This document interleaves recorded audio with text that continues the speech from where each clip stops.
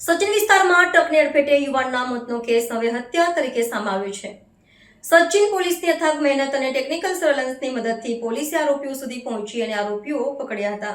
સચિન વિસ્તારમાં ટ્રકની અડફેટે યુવાનના મોતનો કેસ હવે હત્યા તરીકે સામે આવ્યો છે। સચિન પોલીસની અથાગ મહેનત અને ટેકનિકલ સર્વેલન્સ મદદથી પોલીસે આરોપીઓ સુધી પહોંચી અને આરોપીઓ પકડાયા હતા।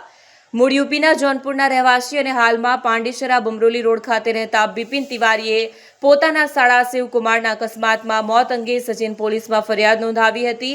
14 જુલાઈના રોજ છાણિયા ગામથી ખંભાત જતા રસ્તા પર અજાણ્યા વાહન ચાલકે શિવકુમારને અડફેટે લેતા તે મોતને ભેટ્યો હતો।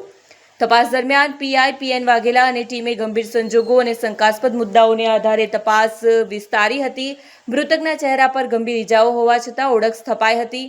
પોલીસ તપાસમાં જાણવા મળ્યું કે શિવકુમારનો માર્ગ અકસ્માતમાં મૃત્યુ નહીં પણ પૂર્વ નિયોજિત રીતે હત્યા કરવામાં આવી હતી। પોલીસે મોનુ ચંદ્રબલી ગૌતમ અને શિવકુમાર ઉર્ફે મહારાજ રામનારાયણ મિશ્રાની ધરપકડ કરી છે। સૂત્રોના જણાવ્યા મુજબ વીમાની રકમ મેળવવા માટે આ હત્યા કરાઈ હતી।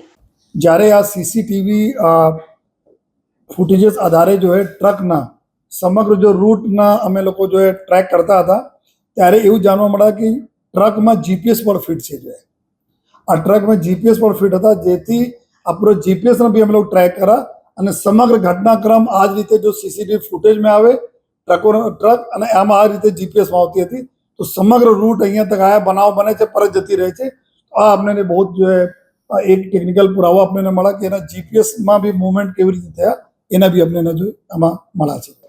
ને એના માટે જો એના પત્ની જ્યારે આ બનાવ બના જો બનાવ બના અને પત્નીને જાણ કરી કે હું જીવિત છું, લેકિન આ રીતે અમે કરે છીએ, તો તમે જો એક તો અંતિમ ક્રિયા કરી દેવાના અને જો તમે પછી બીજા બધા લોકોને બતાવવાના કે અમારા પતિને આ રીતે થઈ ગયા છે।